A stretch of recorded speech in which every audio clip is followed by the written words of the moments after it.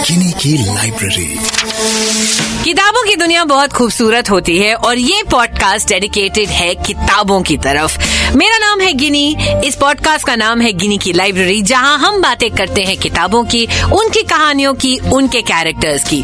पर ladies and gentleman पूरी कहानी हमको भी नहीं सुनाते, आपका इंटरेस्ट एक किताब में जगाते हैं। तो चलिए शुरुआत करते हैं गिनी की लाइब्रेरी की। गिनी की लाइब्रेरी। इस हफ्ते जिस किताब को मैं लेकर आई हूँ वो across the world internationally has been one of the most popular books that people have looked forward to. इसकी सेल्स बहुत ज्यादा हुई हैं। It's one of the most talked about books और इसका नाम है द एडिटर। लिखी है स्टीवन राउली ने। Very very very interesting book. बड़े सालों बाद मुझे इतनी इंटरेस्टिंग बुक मिली मेरे बुक शेल्फ से, जो मैं आपके लिए लेकर आई हूँ। So that's what we are going to discuss today. What is the story of this book? बहुत कूल स्टोरी है। एक आदमी है, वो बचपन से कहानियां लिखता है। अब उसे अपनी पहली नॉवल लिख दी है, ठीक है। उसकी नॉवल कोई खरीद नहीं रहा। सडनली उसे न्यूज आती है कि एक book publishing company is interested in his book. तो उसको इंटरव्यू के लिए बुलाते हैं। वो इंटरव्यू के लिए जाता है। वो जब इंटरव्यू के लिए जाता है तो वो बहुत डरा हुआ होता है, क्योंकि वो बड़ा अंडर कॉन्फिडेंट होता है। उसकी पहली किताब है, बहुत बड़ा ऑफिस है, हर तरफ शीशे की बिल्डिंग्स है, बड़ी सी पैंट्री है, फैंसी सी कॉफी मशीन है। उसे लगता है कि हाय राम, मैं कहाँ फंस गया। उसे एक बोर्ड रूम में बिठा दिया जाता है। बहुत नर्वस है, बार बार पानी पी रहा है और सडनली दरवाजा खुलता है और जिस एडिटर ने उसको बुलाया था वो वॉक इन करती है। जैसे ही वो वॉक इन करती है, वो आदमी ऊपर देखता है और उसे ऐसा लगता है कि उसे खड़े होकर झुकना चाहिए, he should bow down to her, पर वो ये नहीं कर पाता क्योंकि उसे लगता है कि उसकी बॉडी का सारा खून जम गया है। उसकी नीचे से धरती गायब हो चुकी है, उसे हिला ही नहीं जा रहा, उसकी आंखें नहीं झपक रही, क्योंकि उसे लगता है कि ओह माय गॉड, मैं एक अजीब सा सपना देख रहा हूँ, क्योंकि ये एडिटर वो नहीं हो सकती जिसे मैं सोच रहा हूँ, because she can't be interested in his book. कौन है ये एडिटर? ये आपके पास एक छोटा सा सस्पेंस रहता है और फिर वो बताते हैं कि ये एडिटर है जैकलीन कैनेडी ओनेसिस। अब Jacqueline Kennedy, I don't know if you of that age or not, पर 1963 में JFK, I don't think any of us were born in 1963, but I am very glad if you were born in 1963, पर John F Kennedy को assassinate किया गया था। It's one of the world's biggest moments. उसके clippings आज भी internet पे everywhere हैं। जब उनको असैसिनेट किया गया था तो उनकी बॉडी रिडल्ड विद बुलेट्स गिरी थी उनकी बेबी के गोद में, and she was very stoic, और वो पूरे दिन वहां रही थी एक पिंक शनेल सूट में, मुझे ये भी याद है, और उनका नाम था Jacqueline Kennedy. In a later year she did actually turn to editing और इस किताब में वो मेन प्रोटैगनिस्ट बनाई गई है। वन ऑथर जिसकी किताब आज तक किसी ने नहीं उठाई, पहली बार एक एडिटर ने इंटरेस्ट दिखाया और वो एडिटर है Jacqueline Kennedy. So the first few chapters of the book are only about Jacqueline Kennedy and this author's obsession with her. वो इतना अमेज हो जाता है। अब सोचो ना, आपकी और मेरी जिंदगी में, जहां आप कभी किसी फेमस इंसान को नहीं मिले हो, आपकी जिंदगी का सबसे फेमस इंसान जो आपके पेरेंट्स के लिए भी कितना बड़ा वो है, वो सडनली कहे कि I am interested in your book. वो आपसे रोज बात कर रहा है, फोन पे बात कर रहा है, आपको खाना खिलाने ले जा रहा है, आपके साथ ड्रिंक्स पी रहा है, आपके लिए एक ड्रिंक पोर कर रहा है, मतलब वो कितना अजीब होगा। So the first few chapters of the book are only about this author and Jacqueline Kennedy and it is fantastic reading. आप मतलब हिस्ट्री में खो जाते हो। और उसके बाद आती है ऑथर की किताब की कहानी। जो जेम्स ने किताब लिखी है उसका नाम है द क्वारंटाइन। अब क्वारंटाइन क्या होता है मैं आपको सिंपल वर्ड्स में एक्सप्लेन करती हूँ। पुराने जमाने में जब हमारे पास बहुत सारी दवाइयां नहीं होती थी, अगर किसी को मान लीजिए चिकन पॉक्स हो गया या कोई भी कम्युनिकेबल डिजीज हो गया, हम उसे कमरे में बंद कर देते थे ताकि उसका डिजीज स्प्रेड ना हो। उसे कहते थे he is under a quarantine period, ठीक है। अब जेम्स ने इस क्वारंटाइन को एक बड़ा इंटरेस्टिंग सा टच दिया है, जहां पर वो कहते हैं कि फॉर एनी मैन और a woman what is the most complicated relationship of your life. अगर मैं आज आपसे पूछूं what is the most complicated relationship of your life, तो आपका शायद आंसर होगा आपका पार्टनर, आपका शायद आंसर होगा आपका बॉस। पर actually to think about it, आपका सबसे complicated relationship in your life होता है आपकी मॉम के साथ, आपकी माँ के साथ। एक ऐसा इंसान जो हमें सबसे ज्यादा प्यार करता है, एक ऐसा इंसान जो हमें सबसे ज्यादा नुक्स निकाल सकता है, एक ऐसा इंसान जिसके साथ हमारी बहुत सारी लड़ाइयां होती हैं जो शायद अनसेड रह जाती हैं। कई बार हम कुछ कह देते हैं, कई बार वो कुछ कह देती है, पर एक ऐसा रिश्ता जो कभी नहीं टूटता, एक माँ और एक बच्चे का।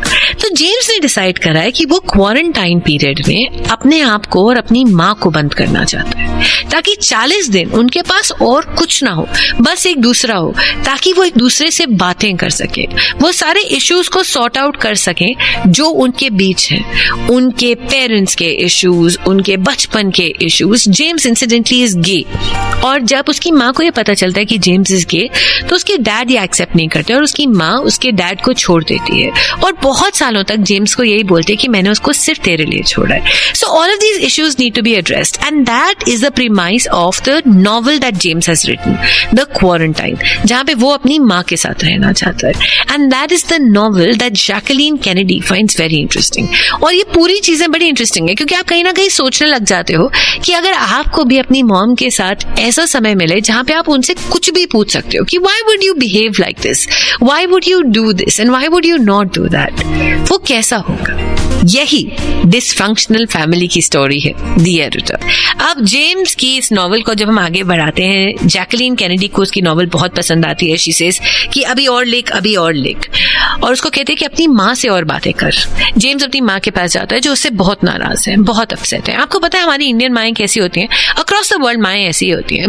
ऑल्सो माँ को जब इमोशनल करना होता है तो सारी माँ ये डायलॉग्स यूज करती है ना, तुझे मैंने बड़ा किया, इस दिन के लिए किया, अपना खून पसीना एक किया, मैं भूखी रही, तुझे खाना खिलाया. जेम्स की माँ भी ये सब कुछ कहती है और अल्टीमेटली तूने क्या किया, तूने मेरी जिंदगी के ऊपर एक कहानी लिख दी मुझसे पूछे बगैर.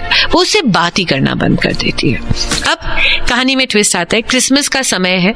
जेम्स और उसकी पूरी फैमिली जनरली अपनी माँ के पास जाते हैं क्रिसमस पे. जेम्स डिसाइड करता है मैं नहीं जाऊंगा क्योंकि लड़ाई चल रही है. उसकी एडिटर जैकलीन कैनेडी उसे कहती है कि जेम्स जा ना, अपनी माँ के साथ अपने इश्यूज रिजॉल्व कर, तभी तो तेरी किताब बेहतर होगी. जेम्स जाता है. उसकी पूरी फैमिली वहां होती है. उसके भाई बहन बड़े एक्साइटेड होते हैं कि मतलब सोचो, एक नॉर्मल सा लड़का जैकलीन कैनेडी के साथ आजकल रह रहा है, उसके हॉलिडे होम्स में जा रहा है, उसके घर में उसके साथ खाना खा रहा है, ड्रिंक कर रहा है, ऑल ऑफ दैट. पर माँ से भी सब डरे हुए हैं और उसकी माँ बहुत अपसेट है क्योंकि उसकी माँ का आइडल थी जैकलीन कैनेडी और उनको बहुत बुरा लग रहा है कि जैकलीन कैनेडी उनकी इतनी नेगेटिव साइड देख रही है. खैर जेम्स कोशिश करता है अपनी माँ से बात करने की.